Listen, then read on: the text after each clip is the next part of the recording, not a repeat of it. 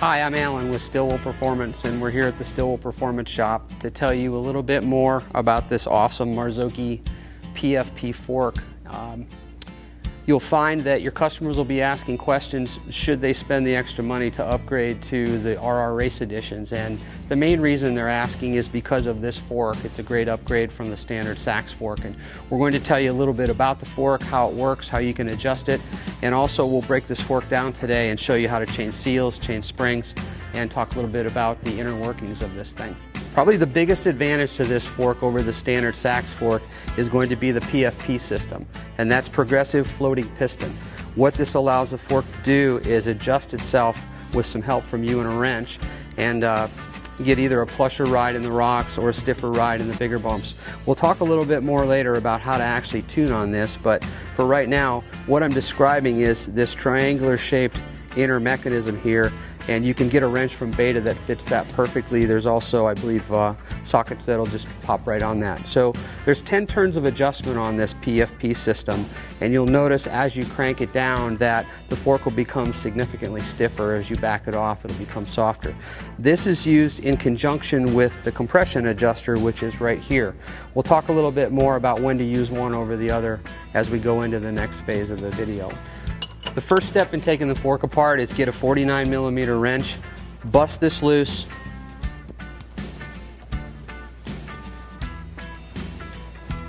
and turn it till you hear a pop. That's the threads at the top. So now that the top part of the fork is loose, you can pull this down and drain the oil. For the purposes of the video, this is a dry fork, there's no oil in it, but at this point you'll typically drain out anywhere from 360 all the way up to 400 cc's depending upon how they're set up. So turn that fork over, drain the oil out, slide it back up, and just do a couple turns to hold the cartridge to the top tube. Then you'll flip the fork over, put it back in the vise. And these are soft aluminum vise jaws, so this is okay for me to clamp right here. Take your gun, break the nut loose on the bottom of the fork. And again, guys, this is for demonstration, so that nut wasn't actually tight on there. Take that nut off, and now you'll be able to separate the cartridge from the outer tubes. There's two oil systems, the one we drained previously, and then the actual cartridge itself. Give it a little tug, and the cartridge will come out first. Sometimes it gets stuck on the spring in this case. This is your cartridge, and in the next step we'll take this baby down and show you the inner workings of that. So underneath the cartridge at the bottom of the fork are your springs. The Marzocchis don't use any type of preload spacers or anything like that. It's just the spring dropped into the tube. So if you're changing a spring for a customer, then you'll just have to take it down to this spot. You can pull the spring out, drop a new one in, put the cartridge back in, and adjust your outer oil height. And again, if it is just a spring change, you don't need to mess with the cartridge where the other oil system is. So now we've got our cartridge apart. It's been separated from the outer tubes. This is what it looks like before it's taken down. And these are the components once you have it apart. This again is the PFP system, which sits in the cartridge just like this. As you adjust this tighter, for example, you put more preload on this small spring. That allows the cartridge to stay pressurized longer. It doesn't allow oil to move quite as quickly, and that's why you get a stiffer ride out of it. And the same thing when you soften it, it takes preload off of this spring. Then when you hit a bump, the whole thing will start to collapse and move, and the floating piston can flow more fluid more quickly. That's where you get a softer ride. So keep that in mind when you're tuning for your customers or just giving them advice that there's just not the compression adjustment up here. The PFP system is something that you find on just about every factory bike out there. You'll see some of the other manufacturers have it available at quite a premium, you know, sometimes $2,000, $3,000, $4,000 for a set of forks, and you know, your customers can get this on the upgrade, so this is a big deal. So then this is the bottom of the cartridge. You'll see that the cartridge rod sits within this cartridge right here, starting from the bottom. This is your base bolt assembly, and then you have a DLC coated cartridge rod. At the top of that, the cartridge rod actually screws into this tube right here. So if you have to take this all the way down, sometimes the cartridge seal will go out in the fork. This is how you would have to disassemble it to this point. So this piece is threaded. You can see there's a lot of Loctite on it, so typically you'll have to heat this outer tube before you use the wrench flats to unscrew it, and we would highly recommend that because it is in there pretty tight. So then up from that is your top out spring. When the fork returns all the way, it'll impact this spring so there's not just a dead thud. And then this is the mid valve right here. This is a secondary compression circuit. Helps with everything that you saw up here in controlling the action. And then this is your rebound assembly. So this is the cartridge as it's disassembled. Really the only time you would want to go to this level is to either do a cartridge seal or adjust some valving in here. So now we've got the fork apart. This is the outer tubes, and our tech Kevin is going to show you how to remove the dust wiper first, and then after that dust wiper comes off, we'll take you through actually pulling out the snap ring and separating the fork. So now we've got the wiper off. You'll see that as Kevin will pull this out, there's a snap ring that keeps the lower fork attached to the upper fork. There's also on the existing SKF seal a tiny little spring, and because this snap ring we're going to remove is so tight in there, you'll see that most of the time you're going to pull that little spring loose. That's okay because obviously we're changing a seal to begin with.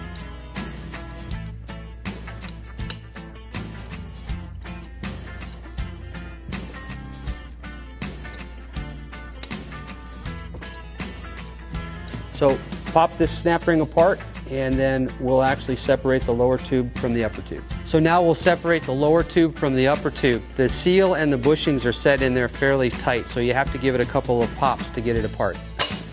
Or one in this case. So now we've got the fork apart. You'll see that there's a number of different pieces on the lower fork leg. The first one that sits at the top is the inner bushing, which Kevin is pointing to.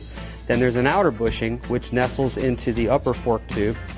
And that, underneath that, is a directional washer. And again, it is directional, so when you take this apart, make sure that you've got it in the right order.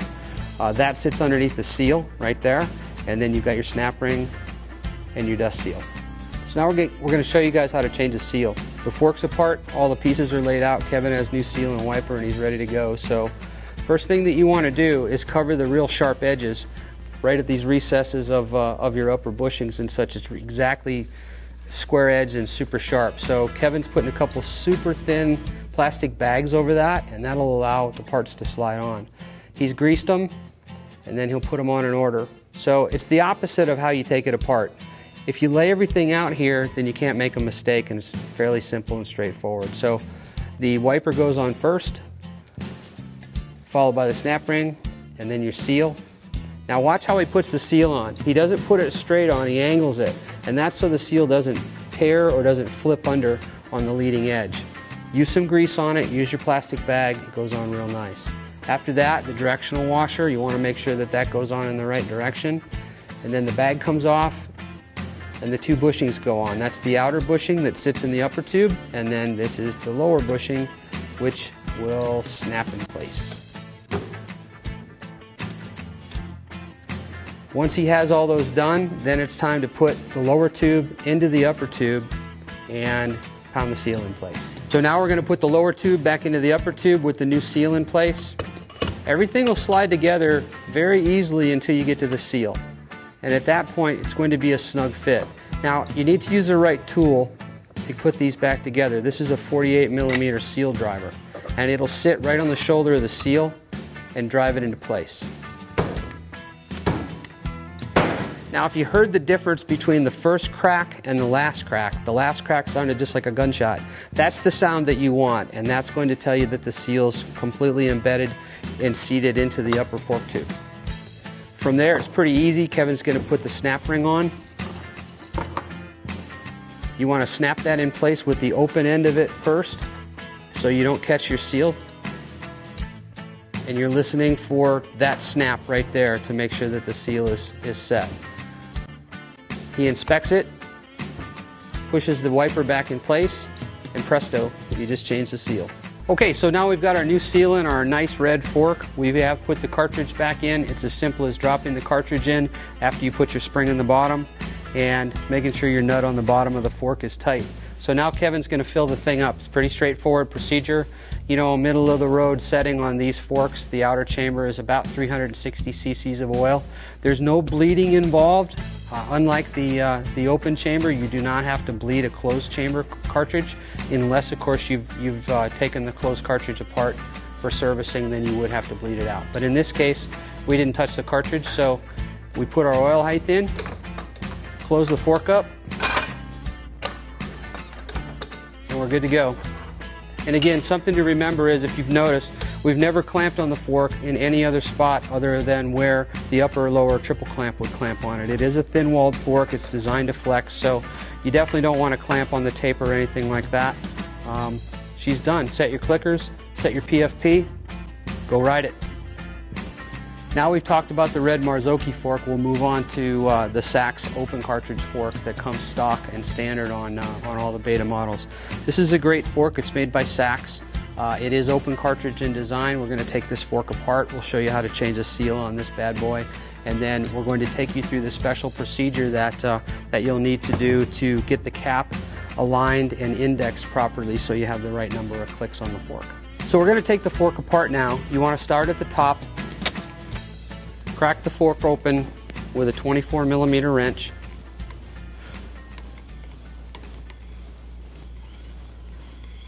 Until you hear it pop. That means that the threads are completely disengaged. Now, for demonstration purposes, this fork is dry, but what you would want to do at this point is slide this outer tube down and dump your oil out. So we're going to pretend that we've already done that.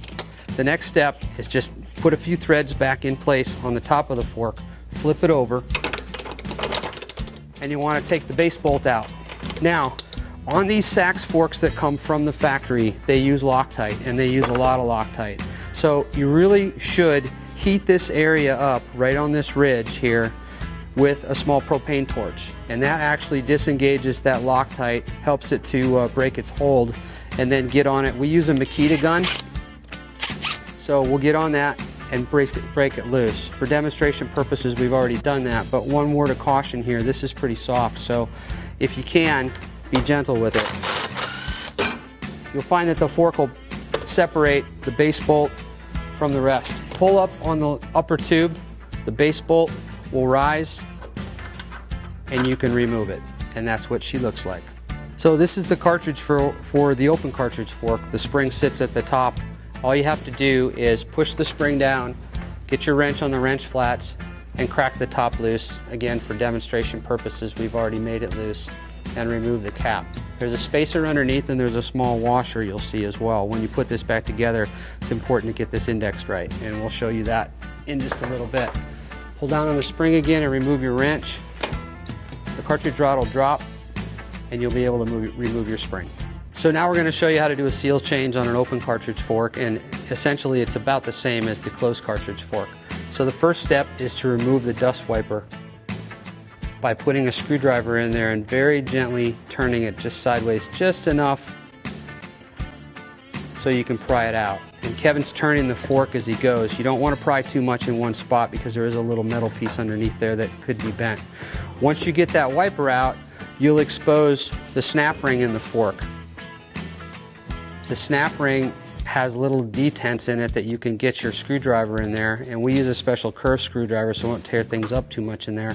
Once that snap ring pops out, then you can pull the fork tubes apart. Now, you need to pop them a little bit, a couple different times, because the seals and the bushings are seated in the upper tube. And then once you get the fork apart, we'll go through with you how to disassemble this, change the seal, and put her back together. So now we'll disassemble everything, change the seal, and then we'll put it back together. So the first thing you see on the tube is the upper bushing. That comes apart. In Kevin's case, he can do it with his fingernails, or you can put a small screwdriver in there. Then the upper bushing comes off. The washer that sits below the seal, and that's a universal washer. You can install it either way, facing either way. Then the seal itself comes off. The snap ring, and the dust wiper. So now we're going to install the new seal and put the fork back together. There's an order in which you want to install everything, and it's just exactly opposite of how you took it apart. Something to remember when you install rubber parts and seals is that There are really sharp corners on the top of the fork where the bushing came off, so Kevin's putting a couple real small, thin plastic bags over there to help everything slide back together. So the first thing that goes on is your dust wiper. It is directional, and make sure you get it on facing the right way, and it follows with the snap ring. And then the seal goes on. Now, before Kevin puts the seal on, we want to show you how he's doing it. You mount the seal on the tube at an angle, and you do that so the wiper, or excuse me, so the seal doesn't fold over on itself and lose the sealing edge. And don't try and push it on straight on, or you'll damage it. After you get the seal on, you can remove your plastic bags, install your washer, your upper outer bushing, and snap your bushing back in place on the tube itself. Okay, now we've got our new seal in place. We're going to mount the tubes together. It's a pretty straightforward process. You take the upper tube, hold it straight up, put the lower tube down into it, and everything will fall down in there until you get to the seal. And as you can see, there's a little resistance there. So Kevin's going to take our seal driver, and it's important to use the right tool here, so make sure you have the right size seal driver, because it sits on the shoulder of the seal and doesn't damage the lip. Now, he's going to slam that thing in place. And if you can hear the difference between the first crack and the last one sounded just like a gunshot. That's the sound that you want to have. That tells you that the seal is fully embedded and seated in the upper fork tube. After that, it's a pretty simple matter of putting your snap ring back in place. You want to mount the snap ring with the open end in first so it doesn't have a chance to cut the seal at all, and then snap it in place. After that, push down on the wiper, and the seal job's complete. We've put our new seal in, we've dropped our cartridge back in the tube, and we're ready to install the fork cap. There is a specific procedure that you want to use on the Sachs fork, and we're going to take you through that right now. Okay, so now we're going to put our fork cap on, and as we mentioned earlier, there is a specific procedure we need to follow for this. So Kevin has a cartridge back in the fork, he has a spring in the fork, and he has preloaded the spring a bit to get his wrench in there. So now what we're going to do is take the cap and put it on, but before we do that, we want to mention that you need to make sure that you run the nut where he's pointing all the way down on the threads completely. Don't leave any play in it. It needs to nest lightly against the sleeve there and bottom out. So cap goes on first. Make sure you get your spacer indexed correctly, and you want to screw that cap down until it becomes hard to turn. So if you notice, it got hard to turn right there, and then holding the cap, you want to screw in just the adjusting knob 2 turns. And we're not talking clicks here, we're actually talking complete turns. So Kevin's got it in 2 turns, and then you move on from there to screw in the fork cap until it reaches the nut. What we're doing is we're indexing that adjuster so you get the right amount of clicks when the fork's back together. So now that you've done that, the next step is to turn the adjuster knob clockwise to close it completely. So he's going to run that all the way down until it bottoms out. And then he's going to open it until it stops at the number of total clicks. And what you're looking for here is a number between 18 and 20. And that'll give us the right amount of play and adjustment. So after you've confirmed you have between 18 and 20 clicks of adjustment, the only thing left to do is to tighten the top cap against your lock nut there, pull your wrench out, let the fork spring seat, and then bring it down and tighten your fork cap. Now, one last thing as Kevin's tightening this I'll mention is that if you notice, we've only clamped on this fork in our vise where your triple clamps would clamp. It is an aluminum fork, so you need to be careful as you're tightening things that you don't mar anything or get your tolerances out of adjustment. So now our new seal's in place and we've got the cartridge installed. Now Kevin's going to show you how to go through the bleeding procedure, which is really important when you put these back together. So he's going to pull the cartridge rod up and pour in 500 cc's of oil. It'll take a little bit more oil than that, but what we're doing here is we're giving it enough oil to get started filling the cartridge, and then as we go through our bleeding procedure, we'll work all the bubbles out, and then we'll top off that oil and adjust our oil height.